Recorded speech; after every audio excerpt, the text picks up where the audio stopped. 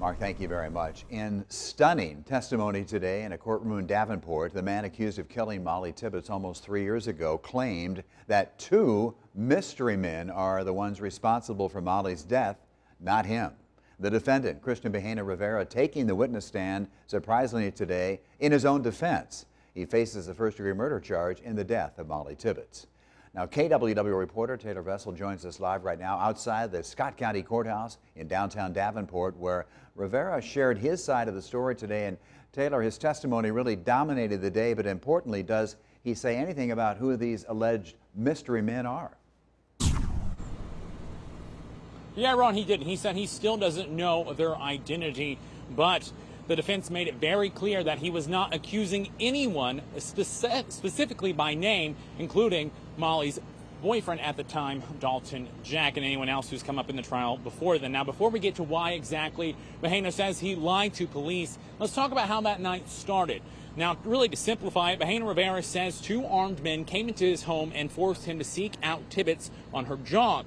While he didn't see them attack her, he said they placed her in the trunk of his car. Before the jury, he pointed out points on the map that align with where investigators saw his vehicle. He says they forced him to drive to the field where Molly was eventually found. They left him there, but not before saying this. That they knew Iris and that they knew my daughter. That if I said something, they would take care of them. And these 2 men just disappeared. The prosecution pressed him on several things, including why he didn't share this with police, how these mystery men allegedly disappeared, and how they never contacted him after that night. And you failed to mention anything concerning these 2 men and their involvement with Molly Tibbetts.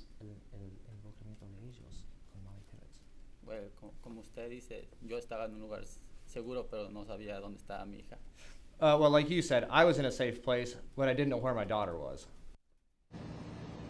Rivera noted that he was scared mostly for his family. He added the interrogation with police became confrontational, laying out some of their tactics, and he told investigators what he thought they wanted to hear. Now, the defense did rest this afternoon, so I think it's safe to say we have a clear understanding of what they are trying to accomplish throughout this trial. They've been pushing law enforcement for their exact tactics in investigations and also on the forensics. They asked how and why they cleared certain suspects, and on the forensics front, they talked about the trunk of Bahena's car, where there was DNA found from other people besides himself and Molly, but no other DNA profiles were provided other than that of the accused and that of the victim. Live in Davenport, Taylor Vessel, News 7 KWWL. Now, Taylor, thank you very much, trying to cast suspicion on someone else. Now, the jury, of course, comes back tomorrow morning. They'll hear closing arguments already, then they'll begin their deliberations.